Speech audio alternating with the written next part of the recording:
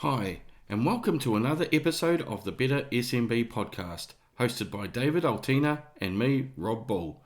We're here to help small and medium businesses like yours achieve more.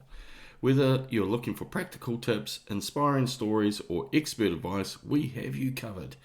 Join us as we dive into the world of business, sharing insights, and helping you grow and succeed in your business. This episode, we talk to Sean Wallace, Director of Product and Partnership at Flowingly. Sean and the team at Flowingly are making massive waves in the local government sector by helping teams view and engage processes in a way different way. I know I say it all the time, but this is an awesome episode, listening about the impact in local government teams and hear about the changes being achieved for local government teams. There are so many takeaways for small and medium business owners. This will be an episode you will need to listen to a few times to get all the nuggets. Enough from me, let's get started. On with the podcast.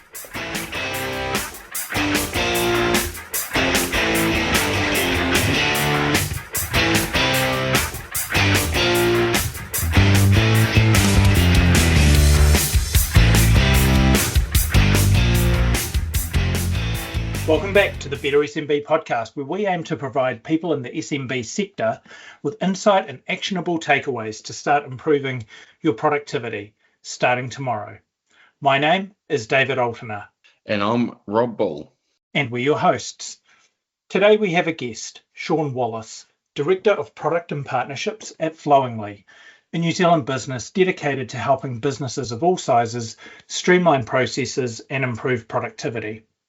Sean brings a wealth of experience, particularly in working with local governments, where he has seen firsthand the challenges and opportunities available from improving processes and the productivity gains available from focusing on that. Today, he's here to share his insights on how councils and businesses alike can avoid common pitfalls and make meaningful improvements to their productivity. Welcome, Sean. Tell us a bit about your background. How did you come to focus on process improvement and productivity, particularly within local governments?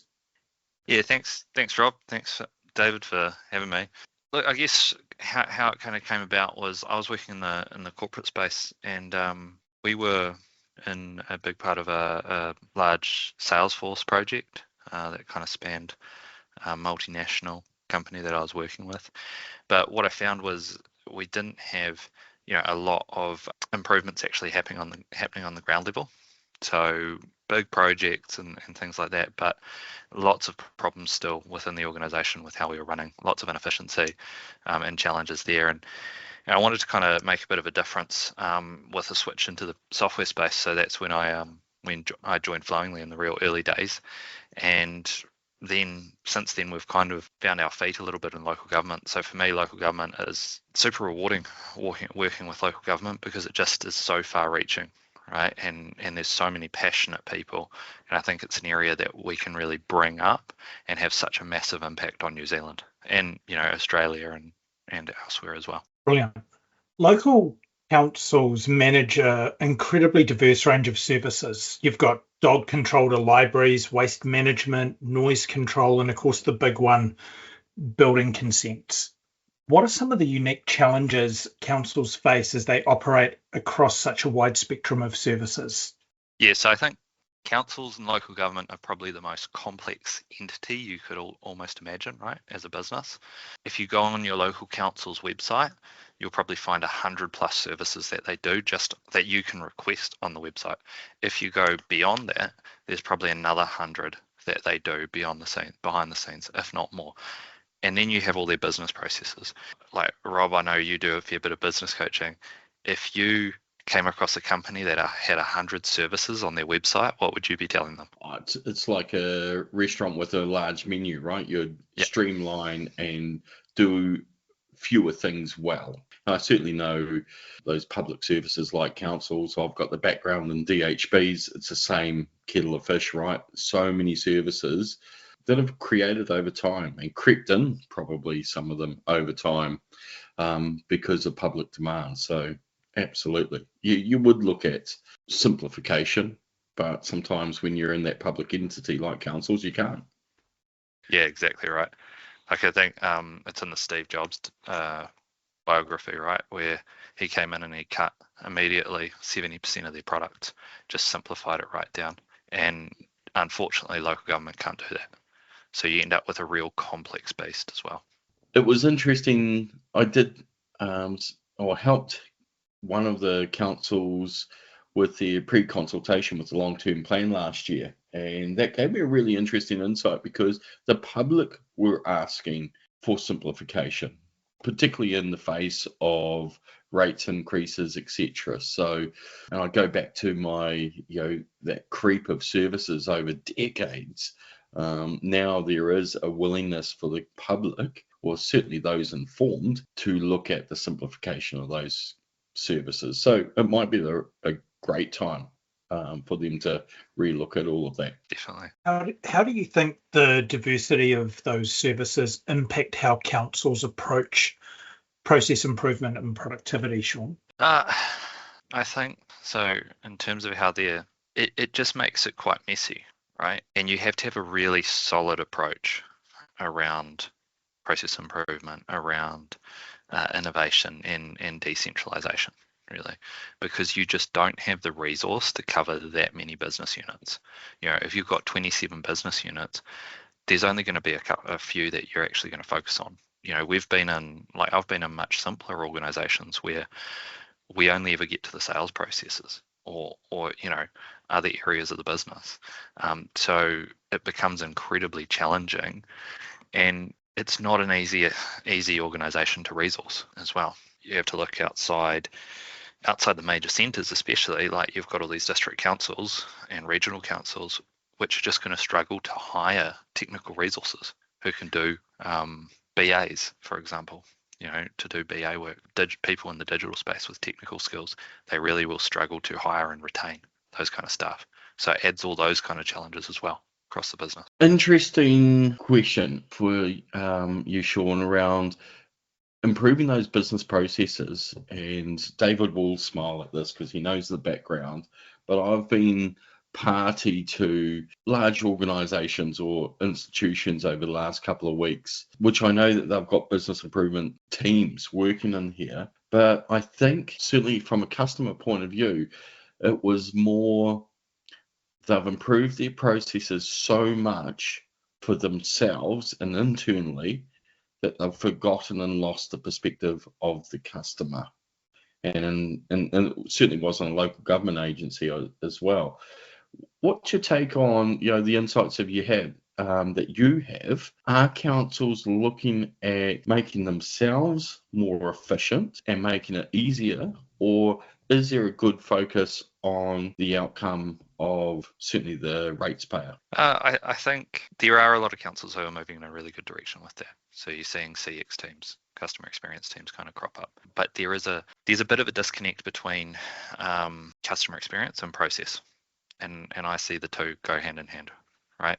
If you improve the process around your customer experience, you will significantly improve the customer experience, right? I've seen it at times where it's, there's been, okay, we've improved, we've digitized our forms online. Great. But that's just the digital form. It's not the process off the back of it. And that's actually the problem. Problem is not the form on your website. The problem is the process beyond that. So you've got to really bring them together.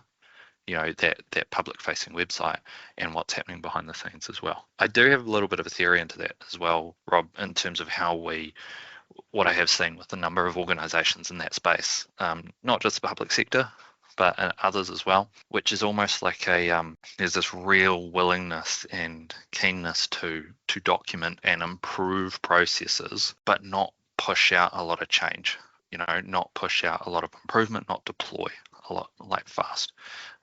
Maybe that's because of blowback in the past or things like that. I don't know why that is, but what that means is they don't get the feedback loops, right? So when you push out change, when you take a continuous deployment or continuous improvement approach, you are going to get feedback from the teams, the customers, etc. But that helps you improve more. A good example of that, we work with a council over in Australia, and they had an amazing approach around continuous improvement, continuous deployment. They did not hesitate to push out change with their teams. They brought them along on the journey and all of that. And one thing they did was I remember them telling us a story where they pushed out they pushed out these new forms and processes through an app to their parks and gardens teams. And when it went live that first morning, they got a call from the parks and gardens manager, and he said, "Nah, this isn't working for us. This needs A, B, C, and it's only got A." They're like, "Great, let's jump on a Teams call." We fixed it on there, all live and deployed. They wouldn't have got that feedback if they'd hesitated for ages and just never had deployed it. But by deploying it, immediately he shot back that feedback and they're able to improve really fast. So I think there's a lot of hesitation around taking that kind of approach though. So councils don't compete. I can't go pay my rates to Taupo because they're better at mowing lawns. But if you look at our councils, they're not really that different. They all do similar things. They all provide similar services. You talk about the 30 odd services that each council does, but then we also think about the Steve Jobs approach of cutting back to the basics. Now, it's not practical to walk into council and go, "Sorry, we're not doing libraries and dogs anymore because they're the pain in the neck services," or whatever those are. But there must be some opportunities for collaboration within the council space, finding a way for councils to work together so that they can share or pool resources. Do you see any opportunities across councils for that kind of standardisation, collaboration, and creating efficiencies? Yeah, this is one of the areas that I think is most exciting for me about local government, is you'll never find, you don't find that in other industries. Like you talked about it on, I think it was the last podcast or something like that, like where it'd be great for business leaders and stuff to come together at regional events and share maybe not IP, but best practices or some ideas around what they're doing. In local government, that can go the whole way through. You can share IP, right? Because you're non-competitive. So it's really unique in that regard. And there's a lot of interest in doing it. The key thing is the channels, getting the channels and the networks up and running, and also just having the right tools to do it. There's absolutely a willingness there. And there are lots of good projects where they have standardized, but it's just not happening enough. This is something that ourselves and ALGM, which is one of the bodies within local government, have been working on. So they've been working on recently national standards around process, which is great. So councils can look at these. This is how a dog registration should run, etc. And they're working with councils to pull that together, those kind of resources. We've also released our Process Hub in Flowingly, which allows councils to go in there and see how their neighbouring council is running a certain process, what forms they're using, what the workflow is off the back of it and things like that, so that they can share and collaborate, because that is part of it. Is there's absolutely a willingness to do so. It's just having the tools to do it, really. But, and this is essential, like really important for especially the smaller councils. It might not be for Auckland Council, that kind of thing, but for someone like Otorohanga, which has, 60, 70 employees, they'd absolutely want to take, a good process from another council and put it in and tweak it and tune it slightly for themselves, because they don't have the resource to do it all themselves. Are you a bit early to talk to us about success stories, or are you seeing some of those emerge in that cross-council collaboration space? Look, we are a bit early in the piece, I think. The success stories are coming, I guess, from what we've seen so far. It's just the willingness, and we've got councils over in Australia who are doing it as well. We with the Process Hub, we shared it with a whole bunch of Australian councils and got absolutely amazing feedback, saying things like, we want this kind of innovation in Australia. So it's not a New Zealand thing. This is councils all around the world, and this is also another area that standardization can be amazing. Like, obviously, regulatory legislation-based processes will be different between the countries, but a council in New Zealand is not that different to a council in Australia, which is not that different to a council in the UK. So it goes much more than our shores as well. So many councils we hear still rely on outdated methods with their processes, like, paper-based systems. They're using a lot of email. I mean, is the paper-based stuff real? And if so, how do you see these contributing to inefficiency, and what are the consequences? The paper-based stuff is real. But it's definitely not just limited to councils and local government. We've worked with so many organisations here at Flowingly, and we see it all the time. And you'd be shocked at the level of paper and even some of our biggest brands as well. Yeah, it is a problem, absolutely. Is it the number one problem? It's part of it, but honestly a big part of it is the actual process off the back of that paper, right? If the process isn't right, it doesn't matter if it's a paper form, if it's a digital form, or what at the start. Because when you take a PDF and you attach it to an email and send it to someone and it lands in their inbox or lands in like the rates team's inbox, for example, that is actually no different to me filling out a digital form that lands in the rates team's inbox. The process off the back of that will still be exactly the same. That person's let's say in their customer service team, is then going to forward it on to the right person in council. They might get that wrong and it bounces back and they say, no, that's not my thing. So they send it on to someone else, until they find the right person. Then it, gets picked up by someone who's maybe new to the role and doesn't quite know what to do with it. So they need to go and check with someone. Then it gets downloaded, that form, they fill out their part, passed on to their manager. The manager then fills out their part, re-uploaded, and then sent on to somewhere else. That's where all the inefficiency is. And that doesn't matter if it's paper, that doesn't matter if it's digital, it's the process itself. There's so much email noise flying around in local government. Before we started recording, you told me you were on a bit of a war against email. Can you tell us about your personal war there and why that's so important to you? Yeah, so email as a mechanism, right, hasn't changed since 1995. Like it gets sent from one person's email to and lands in someone's inbox. The volume has changed significant. Like I don't know what the stats are, but you'd be talking tens of thousands of % in that time. But the mechanism hasn't really changed. There's a few things that have made our emails easier to navigate and things like that, but it's not an efficient way to go about things. You talk to a sales team who's processing, inbound requests. They're not using, for most sales teams, they're not using email to do that. They have it come into their CRM, which is a tasking system. It then allocates a task. There's going to be a process in there on how to follow up or automatically set tasks to follow up with that inbound request. So why should it be different throughout the rest of the organisation? Councils, when we're processing hundreds of emails a week, let's say dog registration or anything like that, that shouldn't be coming in through email. That should be going to a task list. That should be automatically allocating to the right person. Because email means we don't have due dates on it. We don't have reminders on it. We lose them. If someone then follows up with that email, it becomes threaded, which can become a nightmare to manage. All sorts of problems there. And that's where a lot of the process problems stem from in council. You talked about efficiency. You mentioned that word a little bit during that last little conversation. Quite often, David and I talk about productivity. I'm just curious to get the mindset of all of this. Is there a drive for efficiency, or do councils and local government entities entertain the term productiveness or productivity, or is there a focus on quality? So out of that trifecta, where's the main focus at this stage in life? Because it will be a moving feast over time. I'd say it's mainly a focus on efficiency and quality. You don't hear the word productivity fly around a lot, and I think when it comes to the language in council, we're not talking revenue, we're not talking cost, even efficiency, at times.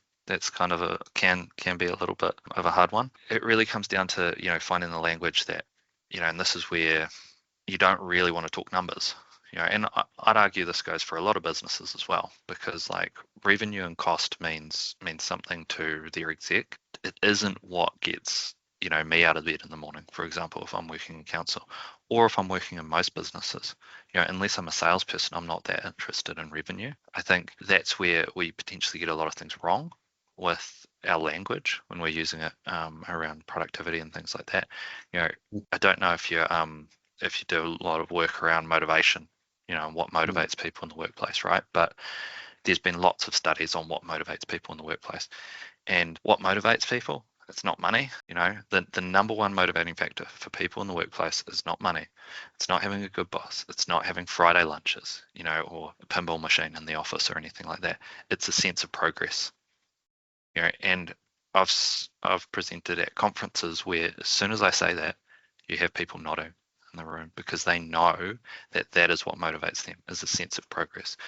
What gets in the way of a sense of progress? Inefficiency, bad processes, you think about the days where you've gone home and banged your head against the wall, right? Because you've had no sense of progress. It's like, all I did today was answer emails, and rework stuff and things like that.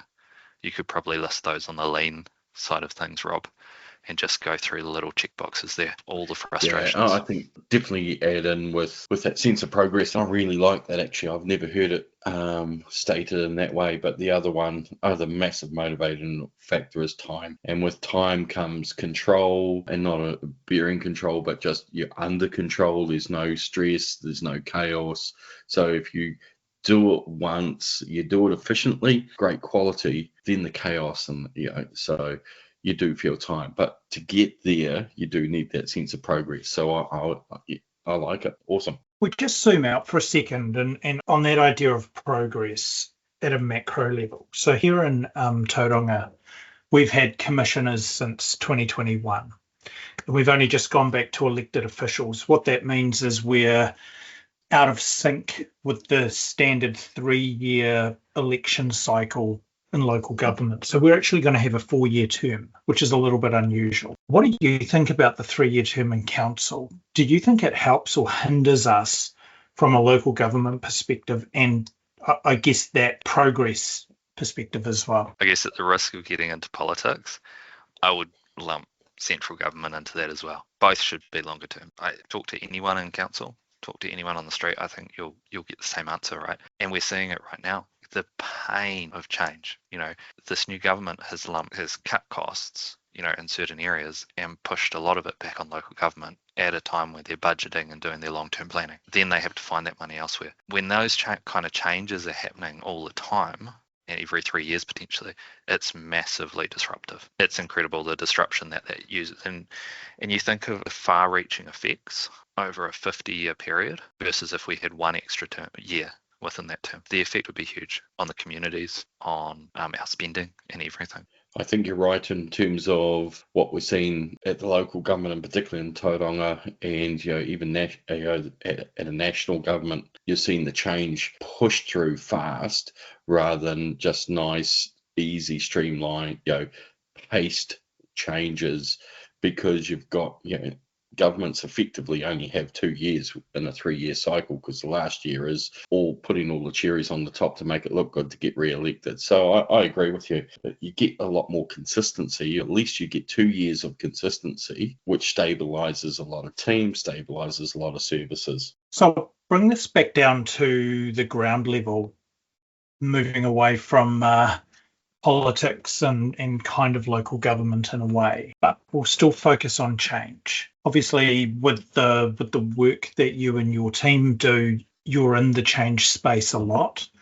You're implementing new systems for people where they can start streamlining their processes and so forth. Do you have a way that you go about working with organisations on that? Because local government, there's probably a perception out there that they're very change averse. How do you typically approach that? So I guess, I mentioned it earlier, coming back to that other example of continuous deployment, and really getting focused on that. So trying to move, when we're talking to councils a lot, we're trying to move away from that kind of endless documentation. And you'll see that when you have improvement teams, yet, someone's turned up and there's no onboarding on day one. So they have improvement teams, and there's a documented process for onboarding, but it hasn't actually changed how they onboard staff at that organisation. So we're trying to kind of coach them around pushing stuff out and not being afraid of change. Councils are actually really good at change management. They're really good with comms plans and bring people along on that journey as well. But it's a bit about, I guess, advice that I've heard in council and we give out as well, is work with the willing, and then the rest will follow as well. So you work with those teams, and, David, you said it on, before this call, right, is innovation happens at the ground level. Innovation doesn't happen at the exec level, and that's even more so in councils. Leaderships in council, the role of leadership is to empower the teams, because they will never get across those 27 business units themselves. They need those 27 business units to innovate themselves, right? So they need to give them the right approach and empower them, and they need to give them the right tools. So that's where kind of tools like Flowingly come in, and that's where no code is so important. No-code tool sets is so important for local government because you've got people who know the processes through and through, but they really struggle to hire and recruit technical staff. So you have absolute subject matter experts in the area of rates, in the area of animal control and things like that.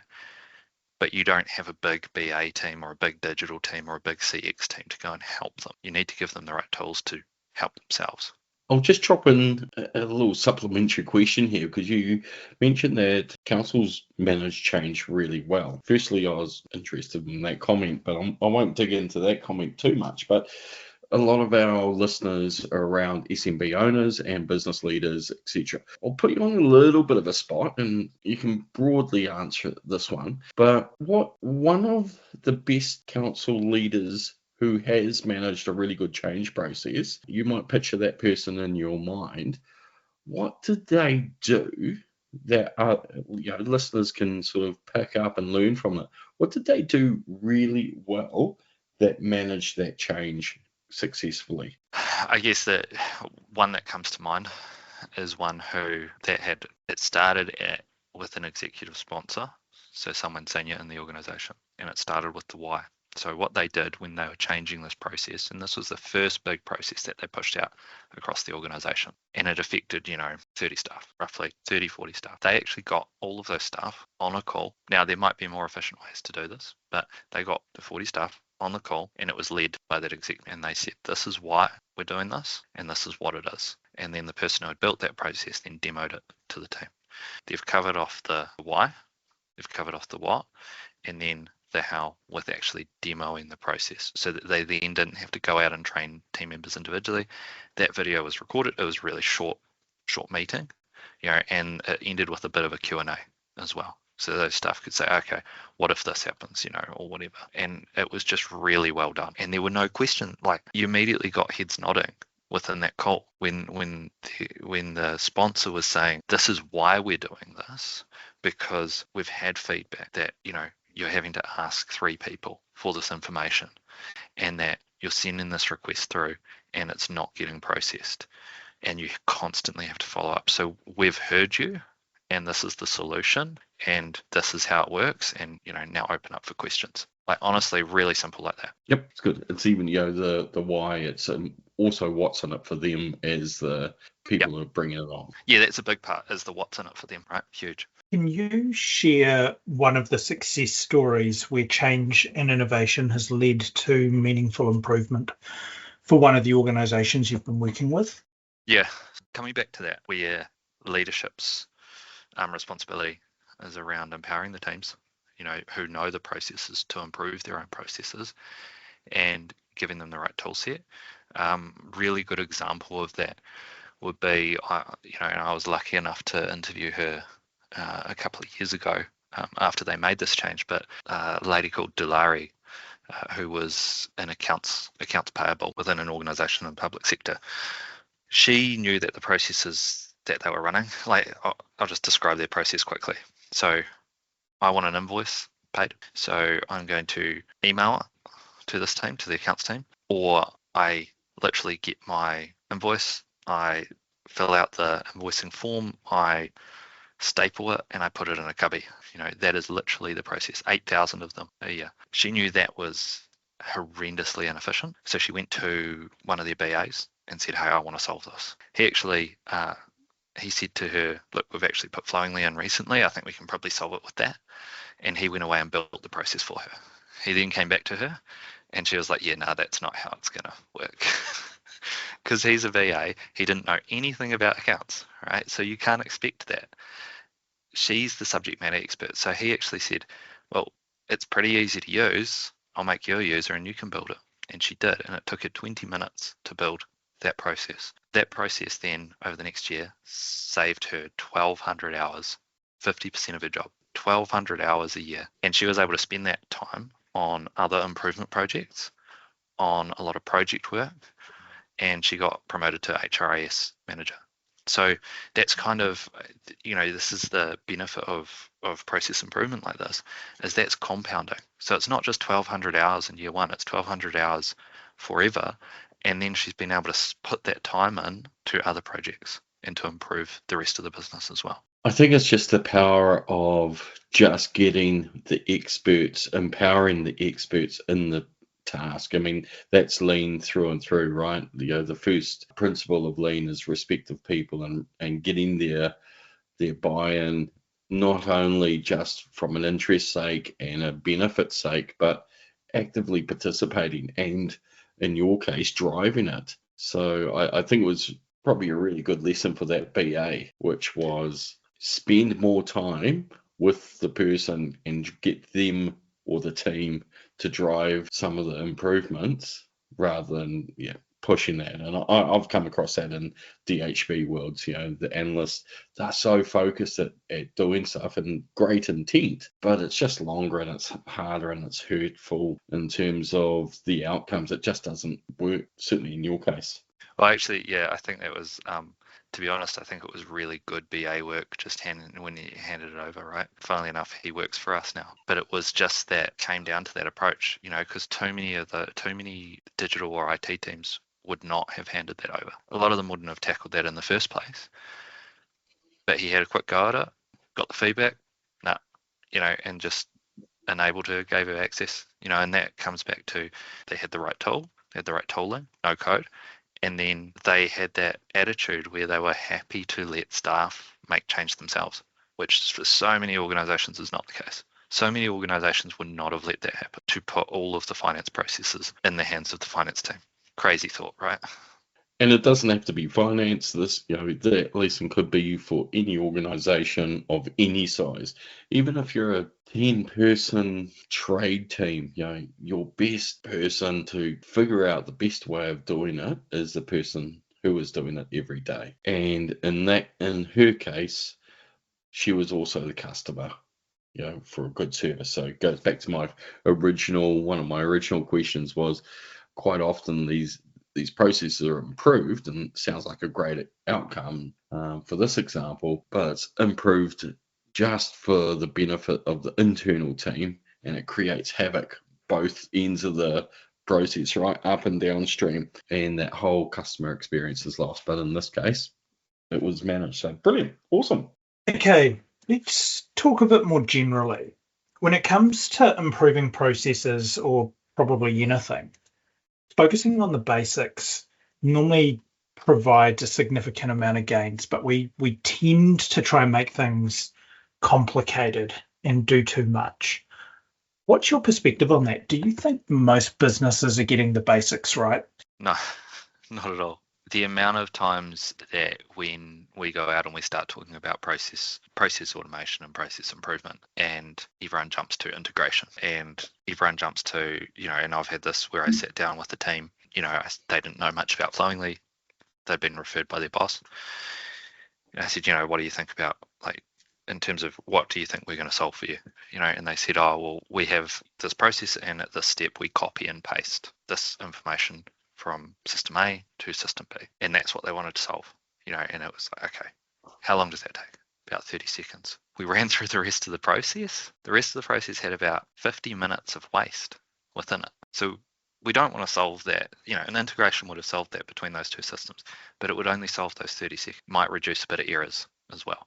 There is so much, they're going down the corridor to finance to chase up on tasks. So just in terms of, to give some context on this process, it comes in, the team processes it, they then fire it on for a refund to finance. Finance then decides to refund, every week or every second week. So when the customer then calls, that customer facing team has to then go walk down the corridor to finance and get an update, and that update is sitting in an email somewhere. So immediately, that's 10, 15 minutes, right? They shouldn't have even had the customer call in the first place, to be honest. When you look, integration will not solve those kind of issues. And too many times, I see organizations building amazing technical solutions and completely missing the basics, or focusing so much on one big, amazing technical solution when they could have just solved, 80% of the other problems in that time. Is that a case, that behavior, and I see it all the time, this is where all our jobs, your jobs, Sean, overlap with the type of work I do. And those behaviors are so normalized that they just don't actually see it happening anymore. I've got so many examples of that. You stand there and you do an observation for even 10, 15 minutes.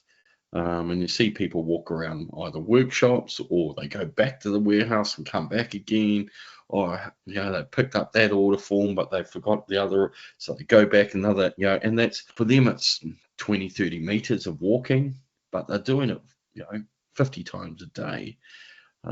So that's an hour lost already, and they just don't see it because those crazy behaviors are just almost, that's just the way we've done it. And they don't even say that. They've just gone, what do you mean there's a lot of waste? Yeah, we've just been doing a bit of a roadshow around the country, and one of the processes we've been showing is a process from a council that we've worked with where when they first came to us, this process took them 70 minutes to, I'm talking the admin on the process. I'm not talking about the actual what they do, because it was a building maintenance request, so I don't know how long that would take, and it would be variable depending on what kind of maintenance they needed to do. But it took 70 minutes of admin time to process it. They got it down to 4. So you can imagine the amount of waste within that process. We've taken that around New Zealand and done lots of workshops around it. The thing that's common is that every council knows how to improve that, and every council, when we do it with them, pretty much ends up with the 4-minute result. It's about giving them the tools and giving them the empowerment to do it. That's the problem. It's not that they don't know what that process should look like. Kind of a sidebar on this, or comment. This is an amazing opportunity and a really good news opportunity, particularly on the back of all the councils that are increasing rates by about 4 million% and basically catching up from disinvestment or no investment over decades. It's just sharing these stories, the stories, and aggregate the savings of time and saying, hey, we are making progress. We are acknowledging the cost to all of this. Certainly for the teams, the cost isn't a big issue, but it is for the ratepayer, because we are all ratepayers in some form or another. Opportunity to flowingly just to sort of anonymize this, put it into one of the reports that could be far better written than any of the banking institution reports that we've may or may not have commented on in the past. But yeah, just putting that good news story out. Yeah, it is something that we're working on at the moment. So that was a big part of what that roadshow was, is taking that kind of information around. There's been a huge shift in local government. Like, these kind of conversations are really starting to be normalised, and I think you'll see a lot of change in local government over the next few years because of that. There is a lot of talk about efficiency. There's a lot of talk about doing more with less, and there's a lot of talk about customer experience. And it's not just talk; it's action as well. And there's a lot of standardisation starting to happen. Yep. So if I'm running a business, where should I begin to try and identify and eliminate where I'm wasting my time and, getting these resource inefficiencies? I think you could start by talking to your teams about the process. Like, just get them to walk you through the process and you'll start to see that inefficiency. The step-by-step side of things, and just asking probing questions. What happens when the customer follows up? Because they invariably follow up. And you'll start to get that information. The teams know, they know that emails get lost. They know, that it takes forever to get an approval from person A as well. So start by doing that. Just talking to the teams. The people who run the processes know the processes. So start there. But then also, I guess, this is where the lean stuff, the lean work that Rob does as well, and people like Rob as well, being able to identify those kind of things. So rework, being one real common one. Meetings, like status meetings, to get an update of things that we shouldn't have to have a meeting about to get an update on. We should just be able to read it, on our computer, where it's at, see it where it's at. Visibility is visibility is a huge, not having visibility across tasks and across processes and things like that is a huge problem, because it leads to unnecessary phone calls, unnecessary meetings, unnecessary emails from both the customer and internal. So knowing kind of where to look for those kind of things and what kind of questions you should be asking is pretty key as well. And I think that's probably too big a topic for the last few minutes here. Just actually, just when we're talking about, because I'm a big no-code advocate, when we're talking about technology that can completely revolutionize how we do certain parts of business, meetings, a really good example is something like Loom. The amount of times, I don't know if anyone's used anything like Loom, it's a screen recorder, right? Previously, if you hadn't used something like that, you would have a meeting to walk through the problem with various stakeholders. Instead, you can just record the video and you just send it out to those stakeholders, and then they can see what the problem is. We do that all the time because, if there's inconsistencies in experience in the software or things like that, that's how we'll highlight it. There's lots of tools like that, tools like Canva, for example, which have just completely opened up the graphic design space and removed all those kind of bottlenecks. Graphic design, for people who've worked with graphic designers, in the Photoshop heavy days, that was a huge bottleneck within the business. You would have meetings around graphic design, because the graphic designer can't read your mind. So instead, a tool like Canva comes along and suddenly I can design my own stuff. David, Rob, you can design your own slides, you can design your own, graphics and all of that kind of thing. So what's in your head can go on the canvas, and you've immediately removed that bottleneck of having those meetings and having all of that rework and back and forth. You've developed a start-stop approach for councils. It probably applies to other businesses too. Before we get into it, how did you come up with it? How did I come up with it? Just through a lot of the work that we've been doing with councils. Like, there wasn't any crazy, idea to do a framework around it. And I'm not just talking councils, I'm talking other organizations. What we see with the ones that are successful with process improvement and the ones that aren't, it's pretty similar across the board. I kind of just pulled together a few of those things and said, start doing this, stop doing that. And I think it's a really just simple way for people to kind of understand things. Tell us about the list. What's on it? What are the quick wins and low-hanging fruit you typically see? It's honestly a lot of the stuff that we've talked about today. So it's, start changing the language when you're talking about efficiency and productivity. So start using things that actually appeal. Storytelling is an amazing skill to develop. It's, if you want to bring the organization with you, stop talking about things like ROI, cost, revenue, etc., to the teams that don't care about ROI, cost, revenue, etc. They care about time. They care about getting their time back in their evenings, going home in a reasonable time and spending time with their kids. They care about a sense of progress. That's one of the starts. Start letting the people who know the process run the process, improve the process. Show them the way, give them the tools, then trust them to improve it. But you do need to empower them as well. Start focusing on continuous deployment and continuous improvement over continuous documentation. I see way too much continuous documentation, and it doesn't improve the organization. You should be documenting the things that bring huge value to the business and that are big risks to the business. You shouldn't be documenting how to make a coffee. You shouldn't be documenting how to start the electric car. If you're hiring people who don't know how to make the coffee, I think you've got bigger problems, to be honest. But we see that all the time. Documents around like crazy stuff like that. Stop focusing, when we're coming into a stop focusing on overly technical solutions, and especially in places like local government. Having a single technical solution that solves a single problem doesn't help when you've got 100 plus 200 services in the organization. So rather than searching for that 99% perfect solution, just get the 80% and carry on. Because again, it comes back to those basics, fix those basics, and the organization will run so much better. You'll get much closer to operational excellence with fixing those basics rather than getting one small part of the organization perfect. I mean, I can go further into that, but we could be here for a little while. It's very close to the framework used quite widely in the quality world, right? The start, stop, continue, modify. Yep. If you've got a goal, what do you need to start doing to step towards there? What do you need to stop doing? What's working well to continue that will move you towards that goal, or what's going okay but you need to tweak. Quite often use the SSCM framework to just guide those conversations. Awesome, good to hear.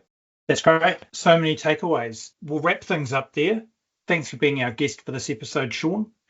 The insights you've been able to provide us with have definitely given those listening who may not work for council an appreciation for what goes on behind the scenes within our local government organisations. Anyone in a council listening to this, if you can relate to what you've heard and are interested in exploring what could be possible to give you more of a sense of progress, please reach out to Sean directly. We'll provide his details in the show notes for this episode. From Rob and I, thanks for listening. And back to Sean's email comment. According to Google, 300 billion emails a day are sent. Try and be part of the solution and not the problem. Record a Loom or make a call instead of hitting send on that email. Thank you.